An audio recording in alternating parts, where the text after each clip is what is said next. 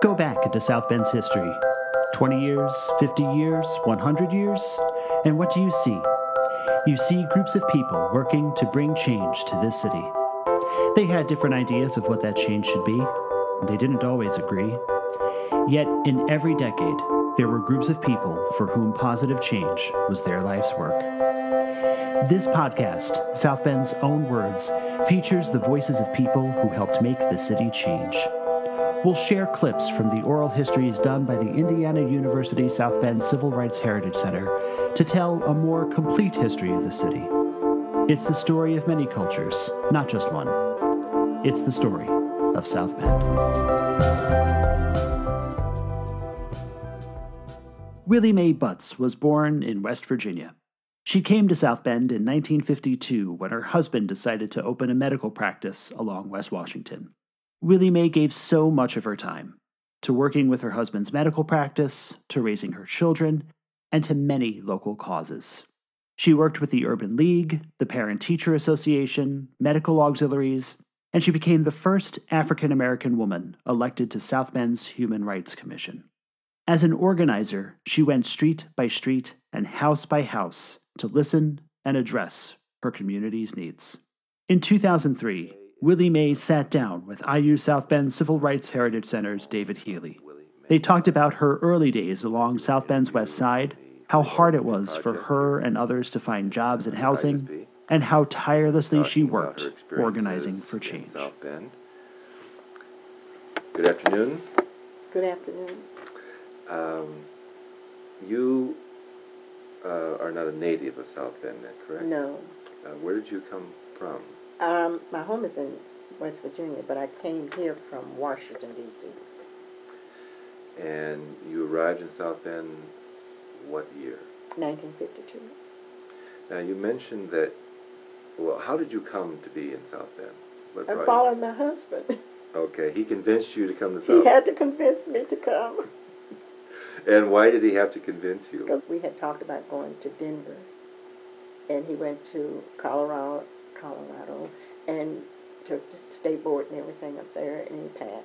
And then he mentioned about Memphis, Tennessee, and we were going to go there and practice there, and I had some friends there, so I was just all for that.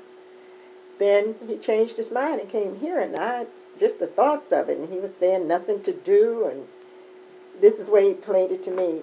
There's nothing to do there, but I'm needed there. And two of his colleagues from Gary had sold him on this, that this would be the best place.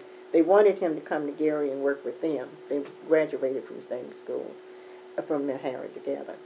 And then he said, no, he wouldn't go to Gary. We'll just go to Colorado, or we'll go to Memphis, which I had sold myself on it.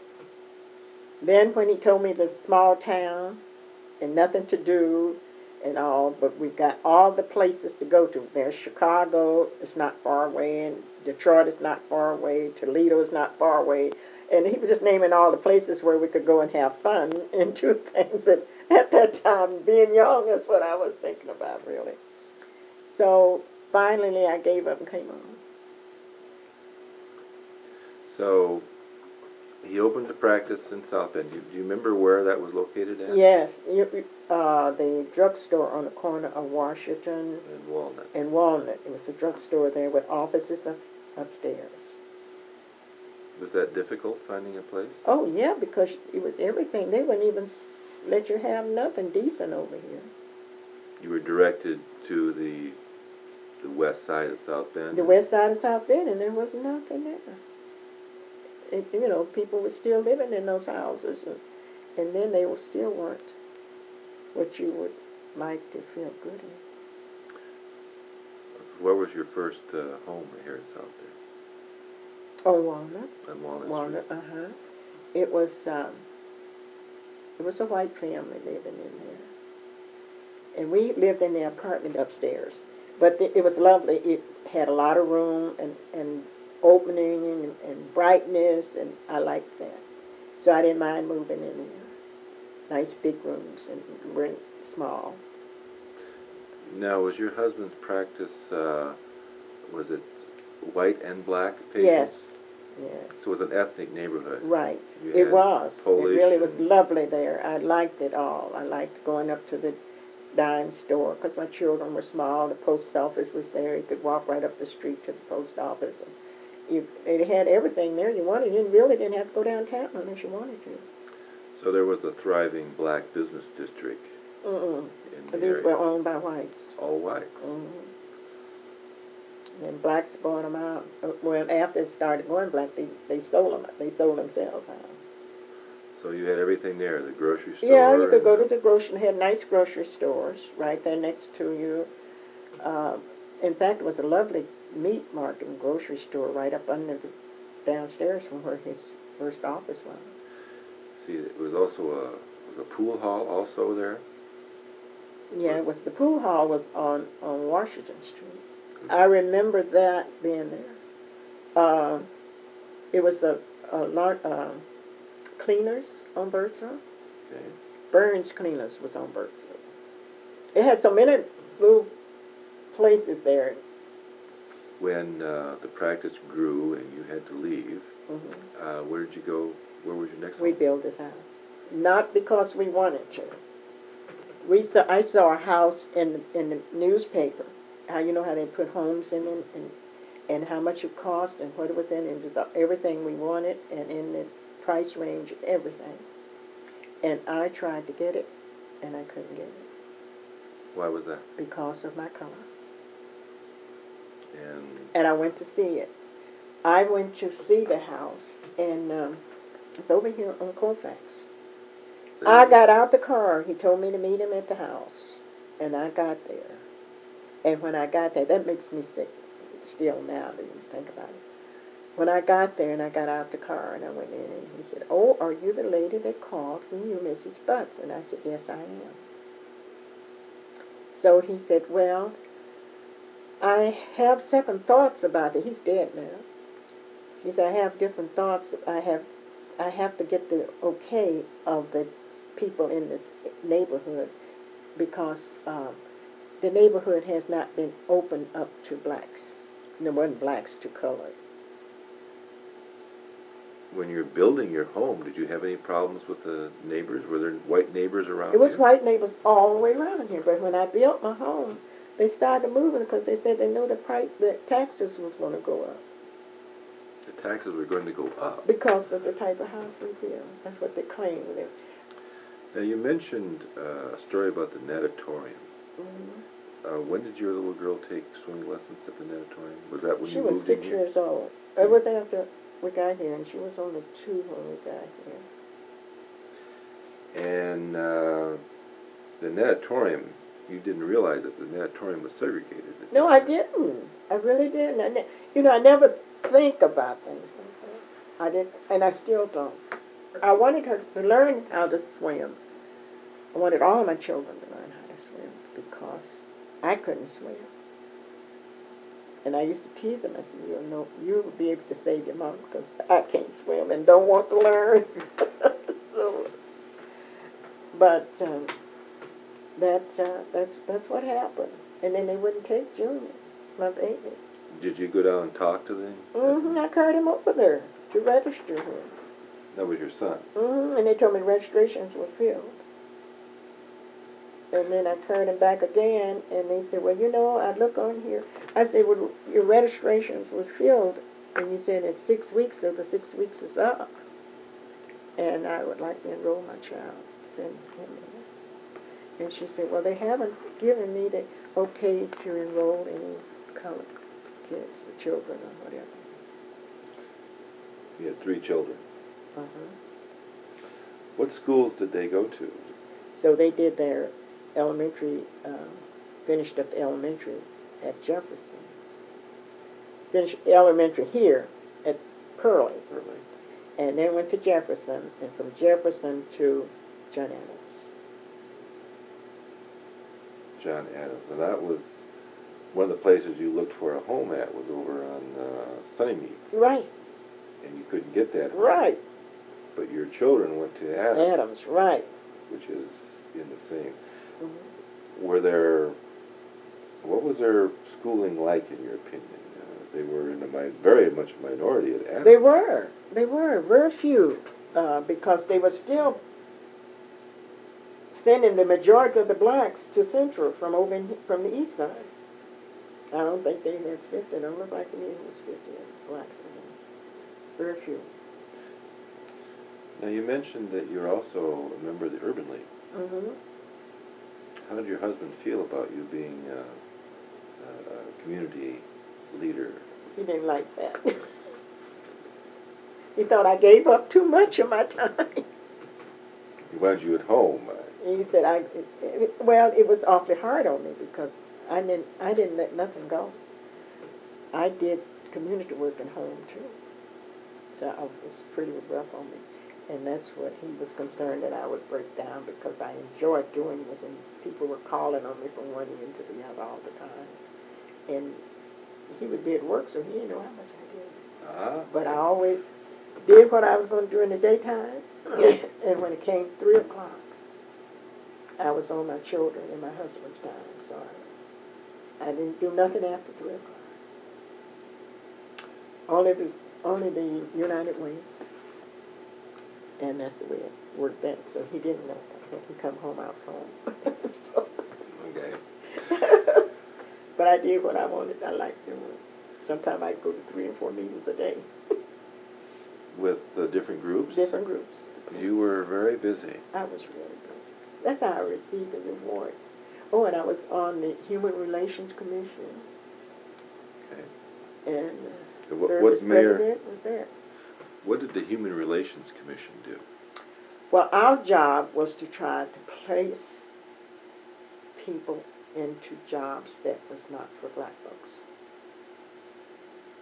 What do you mean they weren't for black folks? Well, that's what they said. Okay, They weren't. didn't hire them. What kind of jobs were not open for black All folks? of them. And by all, they mean like clerks or tellers at the bank, or Right. All of those. We used to go sit down at the tellers at the banks and all of this stuff. Is that how you got involved with renovating Beck's Lake? Urban League was where I got involved with the Beck's Lake. What was Beck's Lake like? Oh gosh. It was just like the pits of the South. No street lights, no sidewalks for the children to walk on, and the streets may have just enough to go down the street with one car. You know, maybe a couple of cars, but most of the streets were dirt. The majority of them were dirt roads, like a hard dirt, you know, that you go through, because you get a lot of dust. There are no sewers out there either. Then. There were no sewers or nothing out there. So how did the Urban League approach the situation out there? What did they want to accomplish? Well, the first thing we wanted to accomplish was to get them organized, to start wanting and knowing that they could get it. That was our first approach. That they could make changes. They could make a change. And we went street by street. We would organize this street. And we started like at Liberty Street, and we just kept going. Okay, define, what do you mean by organized? You mean like what would her duties be as organize one street? Just to contact our neighbors. Oh, okay. Did you see a lot of changes in the civil rights movement in hiring practices downtown? Was that because of the civil rights movement or the Human Relations Commission? I think we did quite a bit before, you know, the civil rights and all of that. That was okay, but I think we did more by going to. I really fully believe that the Urban League, because they have a different format, a different way of going at a problem than most of the civil rights. They go the endowment, and we didn't believe that you go make anybody do something. You go and get to you that you want to do, that you feel it's a duty to do it. Did you go on any marches or anything during the civil rights movement? Only march I did was when Martin Luther King died, and that was everybody was involved in that. I don't think his group didn't have nothing to do with that. That must have been quite a march. There were several marches simultaneously, and the bells rang, and all the churches rang their bells. It must have been quite a day. It was. We marched, I guess we must have marched about a mile or two.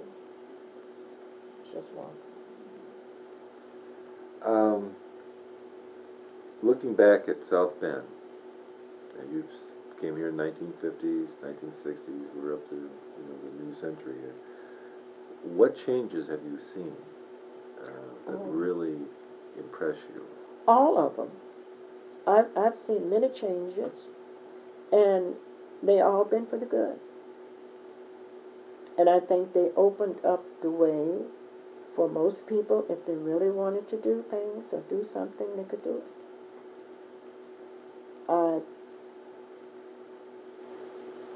It's hard for me to really say. Somebody else may come along and say differently.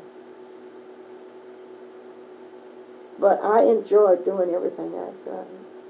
And I see people as people. And you're going to find the same people anywhere you go. And it's the way you approach the approach you make, how you get along. So you think opportunities have increased for African Americans? Yeah. In some cases they have. Now, wherever you go, you got to know somebody that knows somebody to get in here. Now, what you know is who you know. That's right. And that still exists. I got a daughter right here now. And it's 2 degrees. And you got to know somebody to get something. Well, I thank you very much for the interview. Well, it's anytime. South Bend's Own Words was created by Kevin Tinmarsh and me, George Garner. This episode was produced by Joey Meyers from the Ernestine M. Raclin School of the Arts at IU South Bend, and by me through the Civil Rights Heritage Center. Visit us and learn how IU South Bend students inspired the transformation of a once segregated South Bend swimming pool. We give guided tours and offer public events that show how the history of oppression echoes through the city today. See and hear more history, plan your visit, or share your thoughts about this episode, all at crhc.iusb.edu.